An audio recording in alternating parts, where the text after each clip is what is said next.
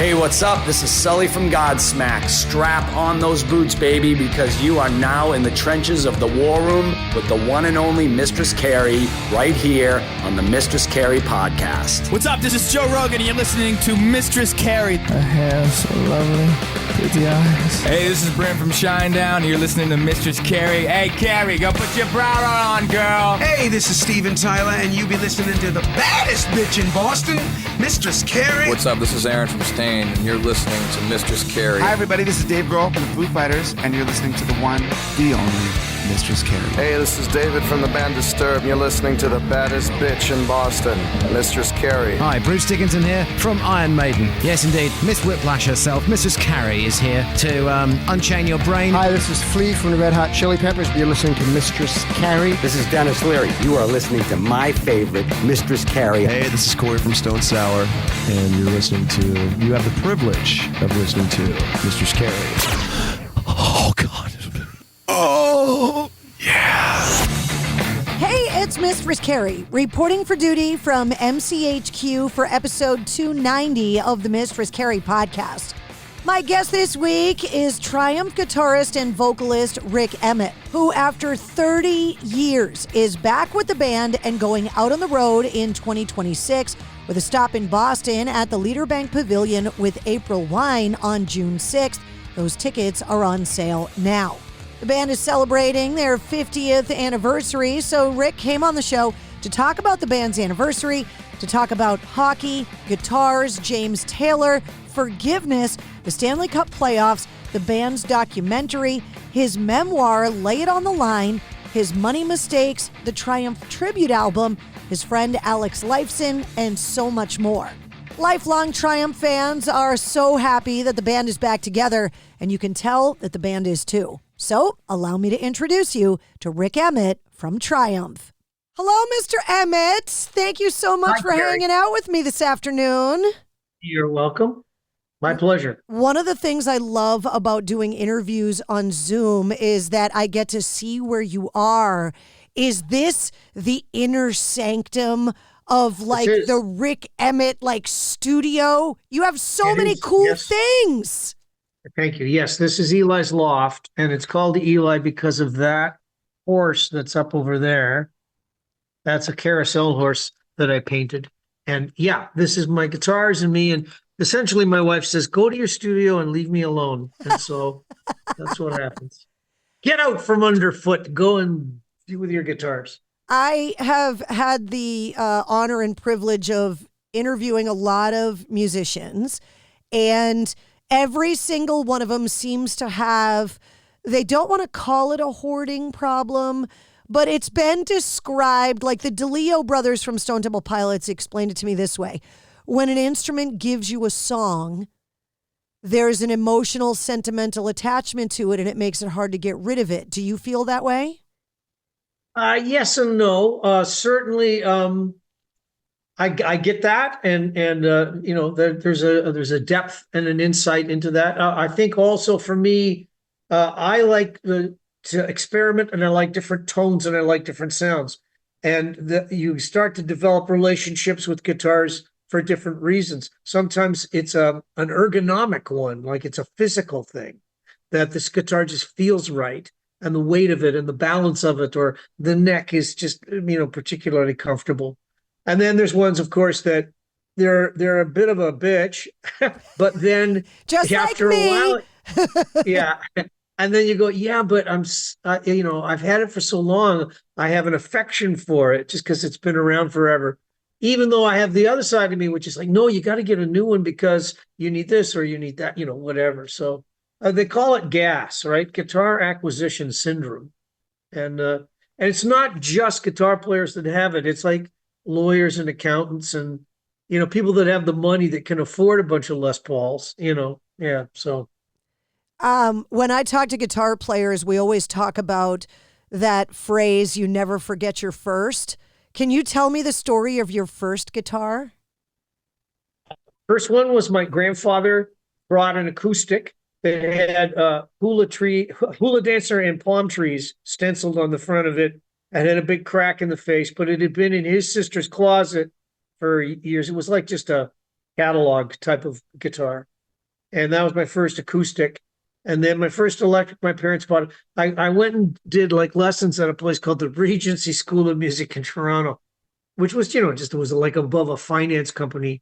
It was just a local, music store or music. I don't know what you call it, school, but and the thing was, they get the kids in there, and then it's like, oh, Mr. and Mrs. Emmett, your son is very gifted. You should buy him an electric guitar. So that my first electric guitar was a K.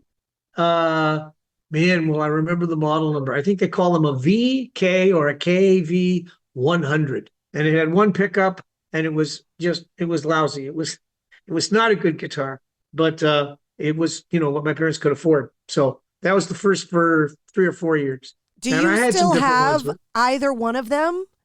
Both of them. You still have them? Yes. Yep.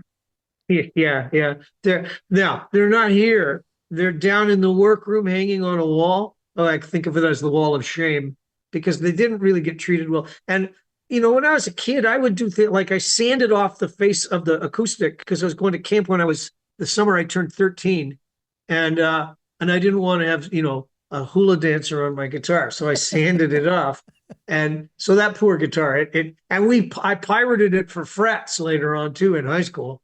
So the poor thing is all beat up and it's terrible. And the electric guitar, a friend of mine, I was a drummer in a band, Denton Young, a band called Zon, and and I were in a rehearsal band, and we might have smoked some grass one night, and then it was like, hey, we got a bandsaw, and we turned the guitar into like a teardrop. You remember Brian Jones of the Stones had like a teardrop? Yeah. So I wanted like a teardrop, and then we made the headstock into like a flying V headstock with it. We V'd the head. So that poor guitar got absolutely butchered.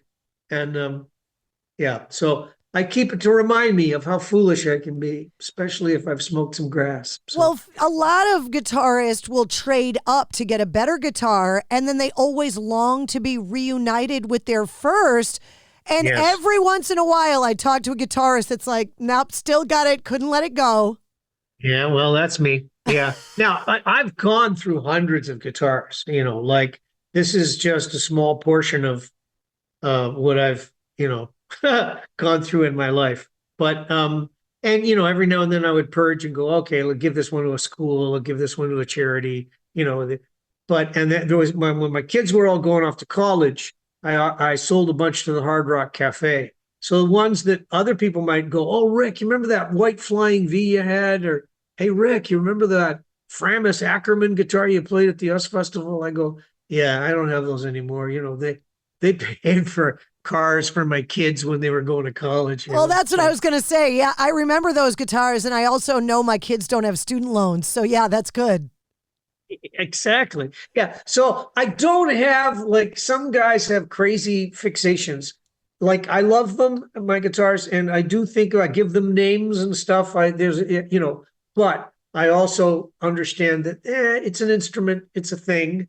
I don't want to be too tied down to things. But in truth, in the end, where this conversation started, where you said about a guy saying, well, they give you a song or they give you some music. That's really the thing, is the songs and the music and the, like I can pick up a different guitar and still play when Triumph did its reunion thingy out in Edmonton because of the Stanley Cup playoffs, I played on a rented guitar. It was just a Gibson Les Paul that we rented. It was fine. It was okay. I have my own Les Pauls, but I didn't want to have to fly with it, so. I should have led off by saying that I'm not sure how good of friends we're allowed to be, considering that I'm in Boston right now. And when it comes to especially hockey. Yes. Yeah. Well, the Boston rivalry with Montreal is a stronger, older one, but the Boston-Toronto one got bad in the last few. When you had Marchand, then Marchand goes to the Florida Panthers, and then he sticks it to us again. So, yeah. It's all right. I love Boston. I had an incredible weekend in Boston one time when my wife and I were celebrating I think it was our 30th anniversary at the time. By the way, this year will be our 50th. No way. Yeah. The reason I joined Triumph was because I wanted to live with her. So they said, well, we'll give you a salary. We'll pay you every week so you can afford rent. So I was able to move out and live with her. And then we got married a year later. So, almost as long as I've been in Triumph, I've been married. Yeah.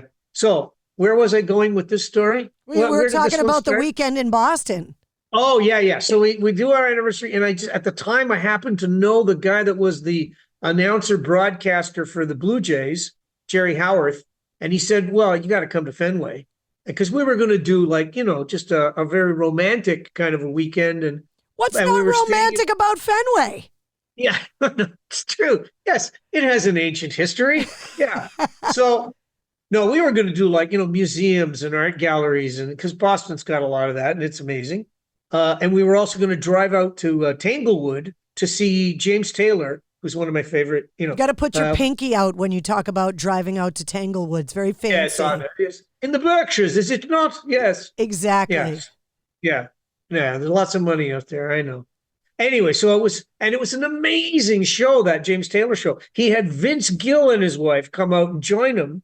So it was when Vince Gill came out with a Strat and started playing, I went, have I died and gone to heaven? It was so amazing. So, but forget about Vince Gill. Tell me about Fenway. Yeah. Okay. So it was the long weekend. July 1st is Canada Day. Americans, I don't know. You see, you had the giant stars and stripes on the Green Monster, and they had some guy. Somebody came out to sing the anthem, and then they had a service person come out of the wall behind and come and surprise them. And so there was this heartbreaking, wonderful moment where these people were reunited, because I don't know, it might have been one of those wars, Iraq wars, I don't know.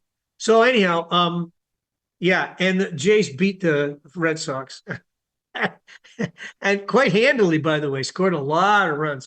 Now, and in those days, it was not a given thing that the Jays would actually beat the Sox. So it was all good. It was really good. And I was up in the broadcast booth, and they put me on the radio, and I was yakking with the guy during the game. So it was. Yeah, I have very, very fond memories of Boston. Every time I take someone to Fenway from out of town, it's like a bucket list thing for a baseball fan to go. And they always have the same reaction, that they can't believe how small it is, and that it looks like a movie set. Like they can't believe it's real. Yes. Yeah. Because you've seen so many, movies that featured it with Matt Damon or whatever, Affleck, like these things where the ballpark itself is like a character. The pesky pole and the weird shape of it and the monster and and I got to go down on the field and be there for batting practice, which was like, okay, again, is this heaven? Is this grass here heaven? Because very Field of Dreamsy, that place. I always ask musicians, especially musicians that put the band back together and reunite, is it harder to keep a band together or a marriage together? And obviously, if you're getting ready to celebrate your 50th wedding anniversary and the 50th anniversary of Triumph. Yeah, but Carrie, there were 20 years where I didn't talk to those guys. We broke up. Yeah, that's what I was going to say. It's very rare someone says marriage. They always say band. Yeah. And partnership is a word I would use, because it's a business thing, and it really was with us sort of from the get-go. That was the foundational thing of it. These three guys that had a shared sort of ambition. It wasn't just like, hey, we're teenagers that played together in a basement band with a dream. Like, it wasn't like that at all. We were already all in our 20s, and the other guys were a little older than I was, and I was sort of junior partner in. And eventually, after 13 years, I got tired of that. It was like, you got to stop treating me like I'm the junior guy here. I've written these songs that have given us, really the core of Triumph that we're celebrating now is a core that I was kind of the one that invented it, not them. Songs like Hold On and Lay It on the Line and Magic Power and Fight the Good Fight. That was the core thing of what made the band become what it was. And then they were starting to take it away from that. And I was going, guys, that's a mistake. This is what we're supposed to be about, And so I'd had enough in 88. And it was not, from a business point of view, it was unhappy. They made sure that they were going to make me pay for that. If you're leaving, you're paying. And so that wasn't great. And it took me a long time. And then my brother was passing away from cancer. And we had one of those, heart to heart kind of, about a month together before he passed, where we would get together and have talks about serious stuff. And he said, you can't keep carrying around all this baggage that you've got. And if you want to do me a deep one, you should try to get back with those guys. And I went, how dare you? How dare you make this be about me? You're the one that's supposed to be cleaning up your baggage, not me. He goes, yeah, but I'm a huge fan of what you were. I would like to see you be able to get that peace of mind back. And you need to understand about forgiveness.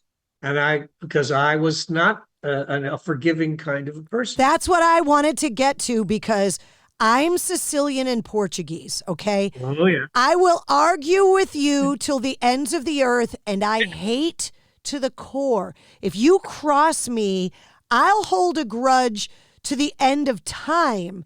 And as I get older, I'm not saying I'm trying or that I'm capable, but I feel like it's something I should learn how to do. Yes. And so I'm really curious how, and I guess your brother, with this clarity of kind of the end of his own existence, being able to give you this advice from his vantage point, what a powerful thing. It really was. For sure, it was the catalyst for me. And, the thing is, then when we finally got back together, we sit down and we have coffee and we try to talk our way around. And then there's certain things you go, look, let's not go there, because that's just going to make, a bunch of, that's like Pandora's box. Let's not, we got everything back in there and got it closed again. Let's just keep it there. So, and you figure out, and then it was, well, why did I ever leave in the first place? I don't understand why it had to be such a big, huge thing. That was me and my emotion and my inability to understand about forgiveness. And then I think the other guys saw this in me and went, oh, this is an admirable trait.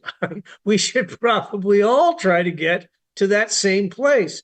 And so now I'm not saying that it's not like my marriage. My marriage is a different thing, and there's a sacred value to that. But the partnership with the guys now in Triumph is a very easy, fun, relaxed kind of thing. Although, this tour brings out certain, you're going to go back out, and then it's like we sit down, we have to make a set list. You got to come up with a running order. There's going to have to be a script developed, because, of course, Gil doesn't want to just play songs. He wants to have, flamethrowers and, pyrotechnics and, and I believe there's going to be digital circus animals. I'm not, I'm joking. Dogs and cats living together, mass hysteria. Yes, exactly. So we're having some conversations, and then I say to this guy that's managing the band now, Jason Murray from Vector. By the way, great guy, fantastic, and what a relief to have somebody, because we used to manage ourselves. So now we've kind of got an umpire, So anyhow, I said to him, man, I'm getting some PTSD here. Like, this has got to tone down a little bit, and I think I'm going to need a little bit more respect for it. And it all works out. It's fine. We're all old, and we're all trying to just, not beat each other up with our canes, so. Well, people always say it's business, it's not personal. For me, in my side of the business, as a radio DJ and a podcast host, my business is personal because my ratings depend on you liking me. On your side of the album, you're pouring your heart and soul and emotions into songs. So I look at it like, yes, are there businesses where it's business and not personal? Sure, that's possible. For me, it's really hard in a business like ours, where part of the product is you, for it to not be personal. It's like, it is me. It's like, how is that not personal? Yes, exactly. Yeah. Plus, if you're in a band that's called Triumph, and when you write songs about the magic power of the music and fighting the good fight and never surrendering and holding on to your dreams, which, here we are 50 years later, and, I'll play a gig and a guy comes, look at my tattoo, because when I was in trouble, man, your band was one of the things that rescued me. And you go, oh, wow, like that's heavy. That's personal. There's no question about that. It runs really, really deep. That connection that we have to the people that like our music. And I know every artist would say, oh, I owe it all to my fans. And because it's almost like a cliche thing of the business. But it's true, of course. If they hadn't bought your records, if they don't buy your tickets, you got no more career left. But it was never about the money for me. Said the guy that said, hey, when they offered me a salary, that's why I joined the band.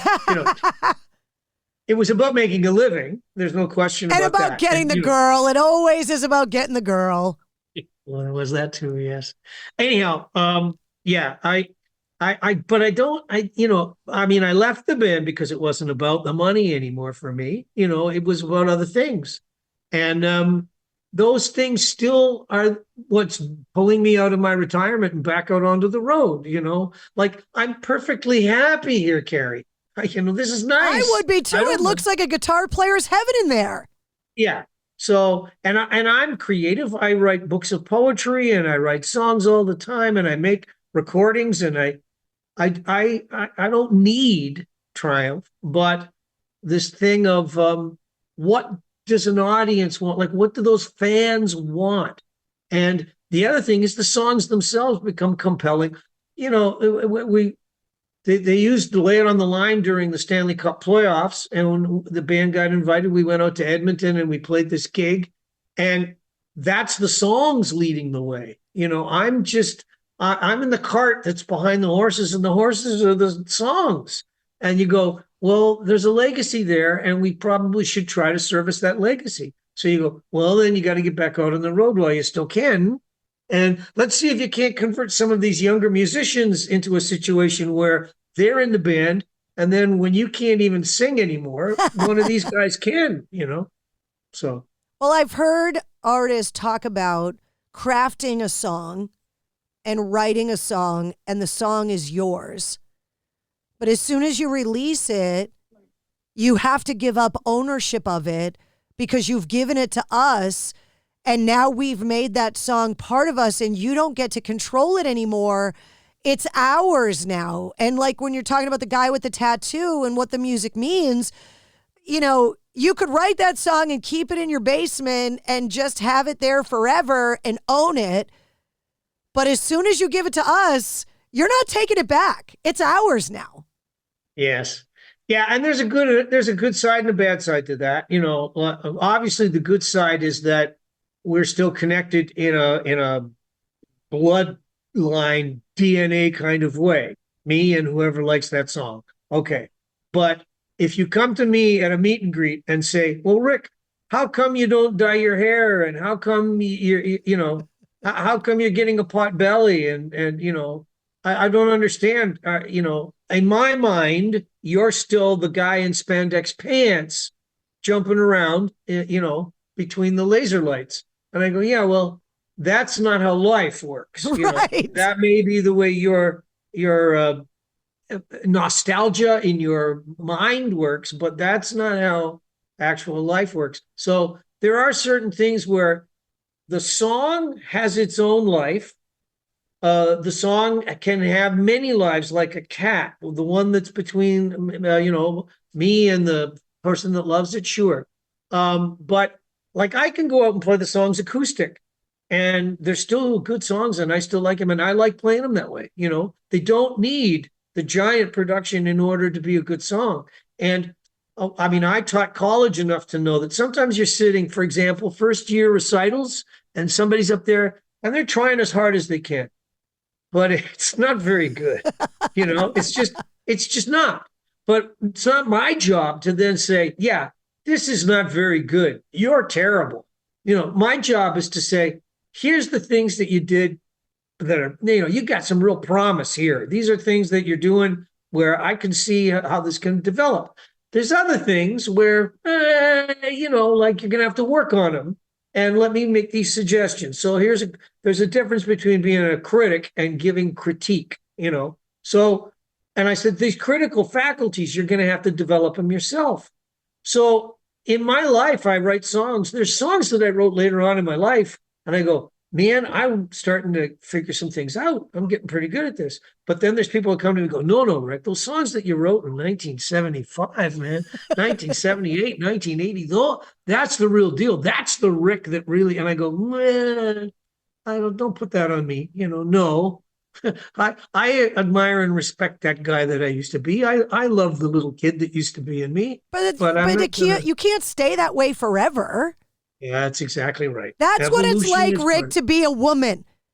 Because people expect us to be young and hot forever, and we don't get to grow old gracefully. Well, neither do I. But, whatever. You just do the best you can, and you try to deal with all the different people in different ways. I think there are men that look at women and appreciate them as people and think that their, wrinkles and their age is something that they've earned and it makes them more beautiful. So I don't think all men look at women like that, but yes, I hear what you're saying. And it is true on a very general level, Yeah.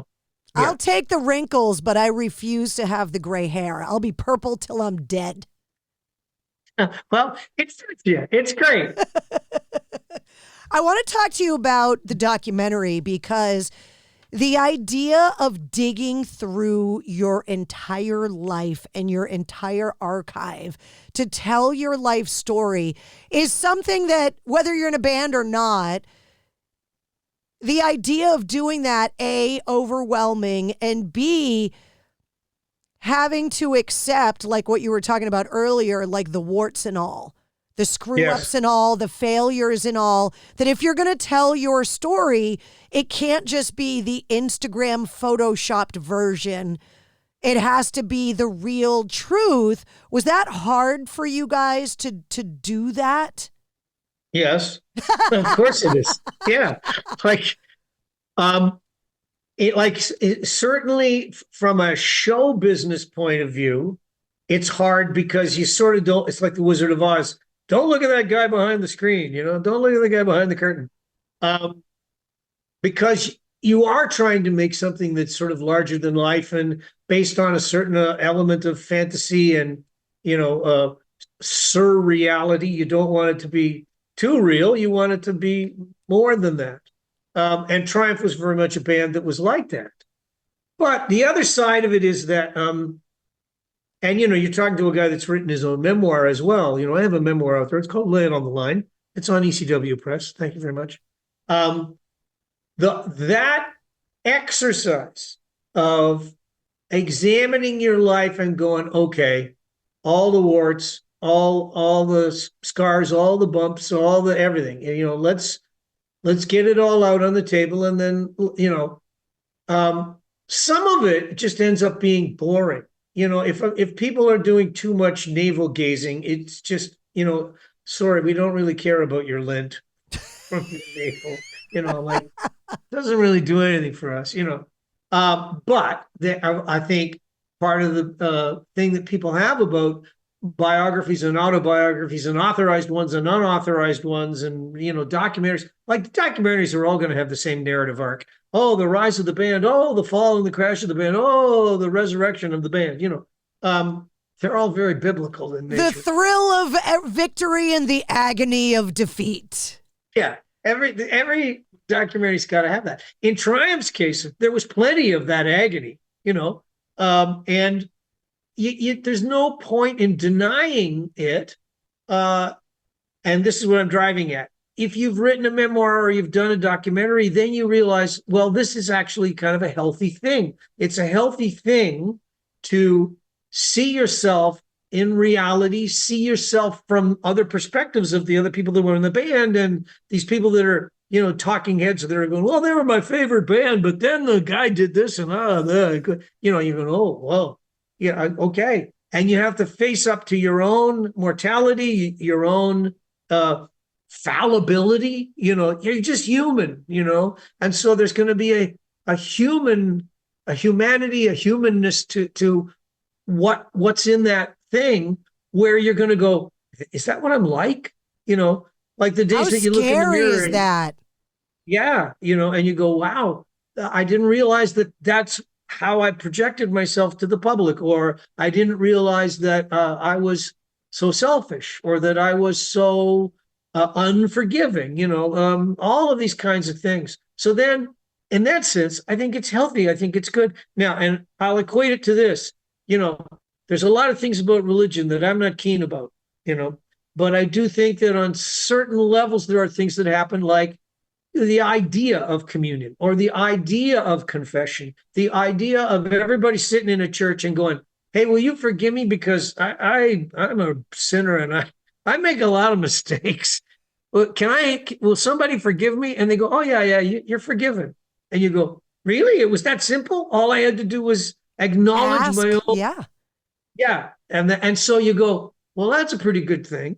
And so I'm not saying it's religious, but in a secular way, if you sit down and write your memoir, you'll arrive at something where you go, I guess I've got to forgive myself. I think I've got to learn how to, be a more honest and open and forgiving, and all of those virtuous things, I've been told that the staring at the blank page and getting started on a project like a memoir is like climbing Everest. That like once you get going, you're going, but it's the starting of it that's daunting for people that have done it.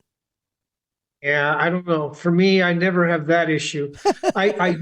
No, because my whole life, I have sort of prided myself on my prolific nature and my work ethic as a creative person, as a writer. And I don't think I have any issues ever getting things started. Now, that's not to say you don't get halfway up the mountain and go, uh-oh, I think I took a wrong turn. Where am I? What am I doing here? And then you go, ooh, I think I've lost my way. That happens, and then the other thing is finishing. Like it's easy to start a race, but the reason you have to train for a really, really long time is because you got to finish better than you start, and that's really hard. That's a discipline that, take, like, we're going to go back out on the road again. And I go, oh no, I'm going to have to get on my elliptical machine, and I'm going to have to be able to do sit-ups and push-ups, and I'm going to have to practice guitar for hours in order to be able to make that 90 minutes, effective, because I don't want to go out and do a bad job, So that whole idea of sort of being in shape and having yourself so that you're handling what it is that you're trying to start, then I don't think that's the issue. But staying on the course and finishing good, it's all a challenge. And I don't know. I always felt like the creative process, like that idea of standing in front of a mountain and going, whoa. But I always thought, what a lucky guy I am. What a privileged life I've had that I'm a mountain climber. This is what I do. Give me a set of songs and I'm happy to finish them.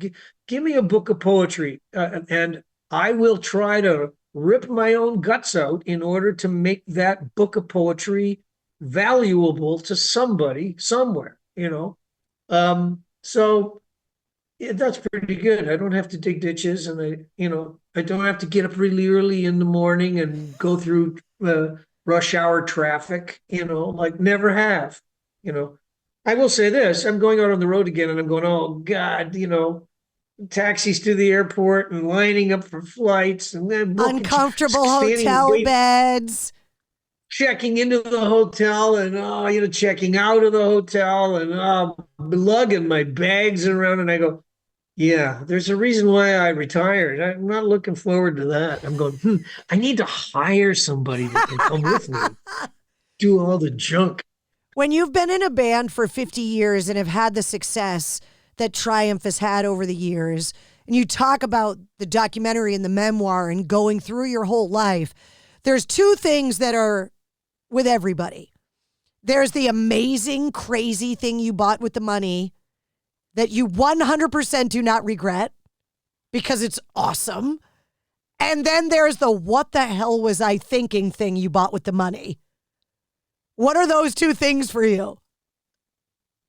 Okay. Well, just because it's easy, this room that I'm sitting in, like my wife and I downsized out of the house where we raised 4 kids. It was a big house. It was a beautiful house. And I was always proud of that house. And then we came to this one and we were living here and it was like, oh, the 2 retired folks. But then it was like, well, it's not big enough for parties when we have the grandkids over. We need a bigger dining room. And so then my wife goes, well, we're going to have to renovate.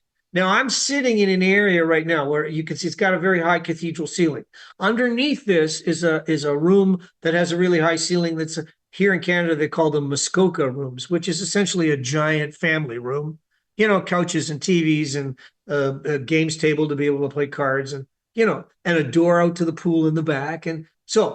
But this box wasn't on this house. We spent a whole whack load of money again renovating the house that we downsized to in order to upsize the downsized house. So that was purely, self-indulgence. Okay. Now, the story I like to tell about the dumbest, stupidest thing I ever did with money. It has a good ending though, the story. So at a certain point in time, Triumph is starting to do really great. And there's a guy that's a friend of mine that's sort of in the music business retailing. And he goes, Rik, there's this new guitar synthesizer and it's fantastic. It's a Step DG1. And, Robert Fripp has got one and Alan Holdsworth has got one and blah, blah, blah. And it's like, okay. So do they have artist pricing? Oh, yeah. The artist price is only $10,000. And I go, only $10,000? I go, okay. Well, all right, I'm in. So I buy this thing and the minute I get it, I don't like it. It's just technology that I can't stand. It's not like a guitar at all. It's got weird strings on the neck and that's one set of strings and another strings that you pick and blah, blah, blah. Now I use it, I think it was on the, maybe I used it on Thunder 7 for a couple of things. So 1985-ish, this would have been 80 around there. And just a couple of kind of sound effects and maybe a bass line or something. And then I never touched the thing again. It was in the corner of a hallway in my house, just gathering dust in the corner, And I would look at it and I would go, that was the stupidest boat anchor I ever bought, right? It had its own stand thing that was the brain of it. And then the guitar, which I use the term loosely, sat inside this housing. So anyways, fast forward years later, guys hooked me up with the curator, the guy that buys things for the Hard Rock Cafe, and he wants Rik Emmett guitars. And so I put together a package of stuff and I go, hey, I can get rid of some of this junk that I don't really want, because I can take some really good guitars and then I can package them into a thing where some of these other things where I'd like to get some of my thousands back on the Step DG1. So I put it in a thing and he goes, and when the guy gets back to me, he goes, yeah, this list you've got, Rik, in this package you put together, I really want to cherry pick this and this and this, and I don't want the other. I go, no, that's not how it works. That price that I've quoted for that package includes everything, and it's take it or leave it. And the guy goes, okay, I'll take it. And I went, I got rid of the Step DG.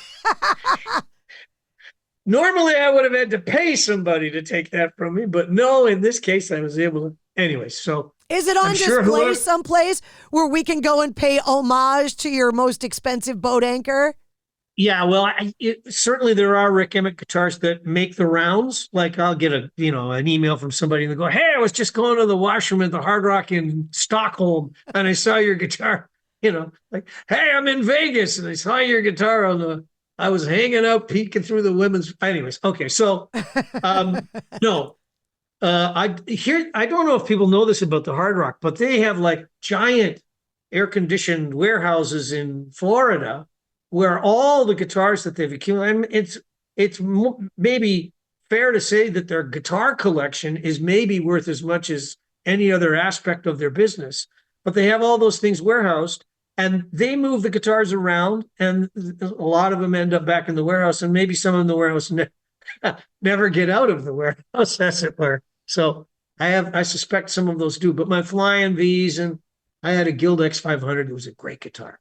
You know, the one that, oh yeah, sad that it got away. One of those. Yeah. Anyhow, but yeah. When I talk There's to that. songwriters, I always talk about the craft of songwriting and the art form of it because it's different for everybody how it starts, whether it's riff or melody or a lyric or whatever, but the appreciation of the actual craft. And every songwriter also has that appreciation for other songwriters' abilities. So I always ask about a song you covet, a song from a craft perspective that someone else wrote that you're like, man, that song is perfect. I wish I wrote that thing. Do you have one of those? Oh, yeah. Oh, sure. And you know, a lot of mine are songs that other people would say too. You know, like for years, Paul McCartney said that Brian Wilson's oh God, God only knows, you know, like that's as perfect as a song can get, which is a weird song in some ways. And I sang it at one of my daughter's weddings. And the first line of lyric is, I may not always love you. Right? So you go, wow, that's brave. Thanks, Dad. Yeah, well, you know, that's Brian Wilson. You know, that was so, but McCartney changed his mind and later, well, didn't change his mind, but, you know, you list songs keep coming. And there was a song on James Taylor's October Road album called Mean Old Man. And it's a great song. And then for a few years, that became Paul McCartney's favorite song that when people ask him this question. I think one of the ones that, so I would pick those two, but I would also pick Wichita Lineman by Jimmy Webb. Like, it doesn't get any better than that. And in truth, it's a kind of an unfinished song, which makes it so that it has a prosody about it that's unbelievable because it's about a lineman listening to like like Morse code on the line, you know, that beautiful little theme that starts it and ends it. So it's got bookends that are, and it has a fade ending because it's a record and it doesn't have like well, the song is over. It's just going, you know, at the end, it's got this Morse code thingy that's happening with the violins. And, but there's a couplet in there that's like, oh, am I going to remember this now? And I need you more than want you, and I want you for all time. It's a good line. Oh, man, is that ever good? Like, that's just so good. So those would be the ones I'd pick. And then you find out that there's all these artists that value your songs that way, and they put out a tribute album with all of these celebrities paying tribute to your songwriting. That had to have been a trip for you when you read the liner notes and you get the list of all of the amazing artists and Rock and Roll Hall of Fame inductees that are paying tribute to Triumph and your songs. Yes, no, it's nice and very humbling. Like, it makes you feel sort of modest because my initial gut reaction is, well, do I deserve this? I don't know if I deserve this. This just seems overwhelming to me, you know. Wow. Anything that, of all the things that you ask for in life, you know, peer recognition, peer acceptance it's pretty high up there on the list. So, you know, to have tremendous singers singing your songs and great guitar players playing your licks. And you know, the story I like to tell, the first time I heard the tribute album, the Triumph one, the first few bars of Nancy Wilson's version of Fight the Good Fight started, and I was sitting there, I was going, what song is this? I don't recognize it. And then she started singing the first couple of lines of lyric. And then I went, yeah, those are my lyrics. And then I went, oh my God, this is Fight. This is like, I never heard it in that way. And her realization of the song was just like extra cool. Like, it's cool to have stuff, but to have something like that happen, you go, okay, that's a maraschino cherry on the top of everything. You know, that was amazing. And the other thing, of course, is Lifeson's sort of studio band, Envy of None, had done Blinding Light Show, and it was unrecognizable. It was like, Alex is very much an artist, like an artist in the sense of, I think he sees music with colors. He sees things in metaphorical kinds of ways. He's not a musician. He's not the kind of guy where you'd say, Alex, what if you take that chord and you put a sharp 11 on it? He would go, I don't know what you're talking about. I don't know that shit. I don't care about that stuff. But he'd find it. His ear would say, oh, I want to do this. And you go, oh, you're putting a sharp 11 on that chord. And you go, yeah, okay. But, for me, that's a maraschino cherry there. Do you think he really has synesthesia? I don't know. No, I don't think that. But I've seen paintings that he's done. And I think, oh, man, this guy, if he'd wanted to be a painter, he could have. He has like those kind of skill sets that he could easily, if he decided he wanted to be, I don't know. Apparently when Neil passed away, he went and did like a month or 2 months or something, working his way up from the bottom rung in a winery, because he wanted to learn about making wine and great wine, and so he just went and he was literally, the guy that had to wash out the kegs or had to spray the floor, just so that he could see how this is how a winery works. So he's that kind of a guy, where if he decides he's going to get into it, he's going to go all the way, Well, if you're talking about pure acceptance as a guitar player, getting accepted by Alex Lifeson, I mean, talking about climbing Everest. Yeah, I know. But I've been doing interviews for the last few days, right? And a lot of people ask about the whole Triumph Rush, 3 guys from Canada, blah, blah, blah, blah. They're going on a tour. You're going on a tour. How much is this, sibling rivalry? And I go, well, none of it really, because right from the get-go, like when Triumph first started, we were playing this place called the Gasworks on Yonge Street in Toronto, which Rush played when they were starting out. And Alex came to one of the gigs, and he, we had a beer, stood at the bar and chit-chatted. I got to know him and he got to know me. And there was no sense at all of a rivalry kind of a thing, and in fact, Rush had already sort of established themselves in a way where Triumph was, we were able to kind of climb on coattails, and somebody had knocked a door open and we could go through it. These things had happened. So I was always very grateful for that. But in truth, our bands were not very similar, other than, high singer, blonde guitar player, that kind of stuff. But that's pretty superficial. Well, you guys are going out on the road. You're going to be in Boston June 6th at the Leader Bank Pavilion, which is a great venue because you're right on the harbor. You're outside. Nice. Those summertime shows. April Wine is opening up for you guys. And you're going to have that moment that every artist that's been lucky enough to have a career as long as yours, you're going to look out in the crowd and it's going to be filled with people that weren't even born when some of these songs came out. And every artist talks about how weird that is. Yeah, I mean, I don't know. I've played so many different kinds of shows in my life that nothing really surprises me now.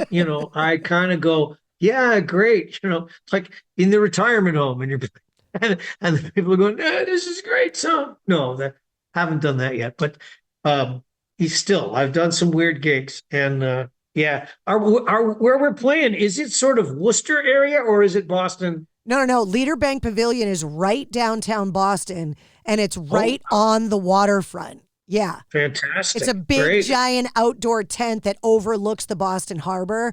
Great. Right on. It's like the most up-and-coming new part of the city. So, there's all these great restaurants down there, and the skyline's all there. People that don't get tickets will take their boats out and hang out in the harbor and listen to the shows. Shows there are really cool. Yeah, well, that sounds great. Yeah, we never played Boston Garden back in the day. The rents were too high. But it wasn't that. It was more like union costs. Oh, yeah. So Madison Square and Boston Garden, we never played them. We would always play Worcester, or we would play out on Long Island, in order to try and avoid the union costs. So, but this tour, I don't know the venues. I looked at the itinerary. I go, What's that place at? What's that place at? Well, plus all the buildings I used to play, they're all torn down. Plus, you don't recognize the names because they sell the sponsorships now, so you don't even know what the hell they're talking about.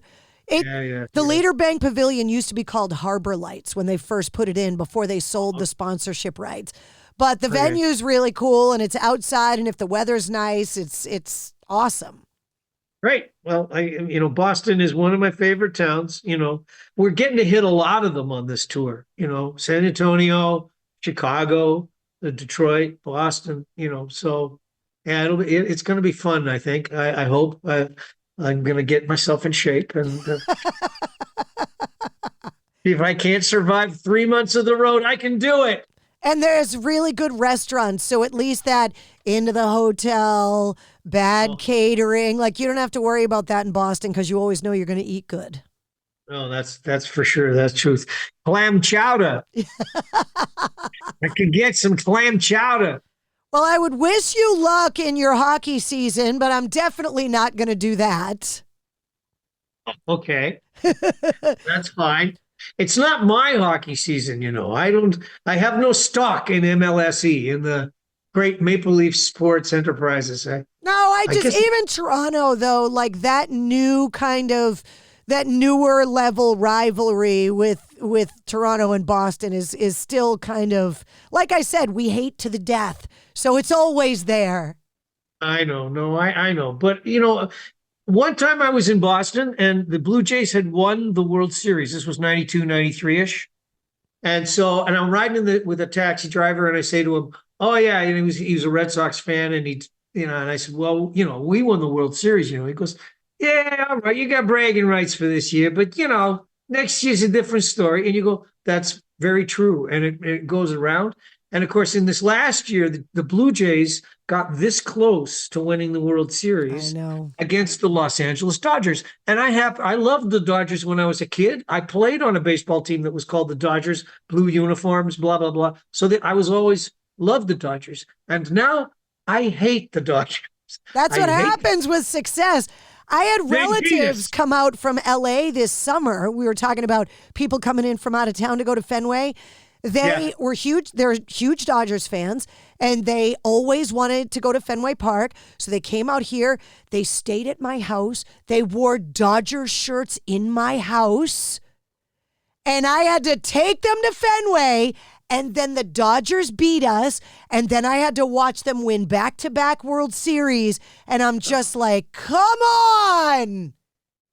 That's great. Like, how much more do you have to punish me? Although Red Sox fans, since we broke the curse and over the last 20 plus years where we have had measured success, we're a lot nicer now than we used to be. Yeah, well, except when the Yankees fans all come. Well, of course. I mean, look, some things never change, right? Yeah, there's got to be a few fist fights. We got to have some of that. I went the last week of a season. This was a couple of years ago. My son and I went to Chicago because I'd never been to Wrigley, and they had St. Louis fans. It was the last, and they I don't know, they call it the Freeway Series or something. Yeah, So this was the end of season series, and they were down to the last game, and my son and I go to this thing, and I've got great seats. Like somebody from the TV thing has got me so that I'm like, one row up from the dugout on the third base side. So incredible, right? And the game goes back and forth, and then in the last innings, and of course this is Wrigley. So the people that are out in the bleachers, they're doing those things where they build the pyramids out of beer cans and that kind of shit's going on. So, and so people are pretty drunk. My son goes for a leak and he comes back and he goes, well, some guy and his girlfriend ran and they were having sex in one of the stalls. He goes, that's Wrigley. No, he said, the men are all standing in line waiting and this thing happens. And then one guy turns to the other guy and goes, hey, it's Wrigley.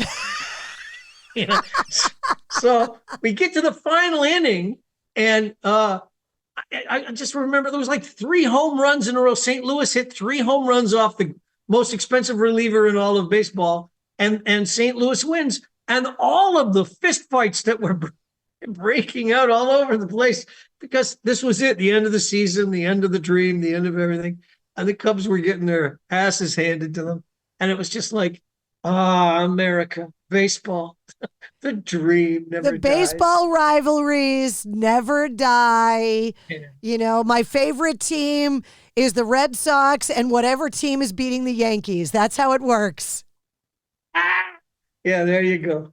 All right. Well, this has been delightful. It's been so nice to meet you and talk to you. I can't wait for you guys to be in Boston. As a fan, thank you guys for figuring it out. Thank you guys for getting back together and going back out on the road, because the world is better when Triumph is together and making music. Oh, that's lovely of you to say. Thank you so much. Have a great rest of your day. Thank you. Okay, you're welcome. Bye-bye. Bye. There he is, Rik Emmett from Triumph. The band is out on the road all summer long across North America, with a stop in Boston at the Leader Bank Pavilion with April Wine on June 6th. The link to get tickets is in the show notes of this episode.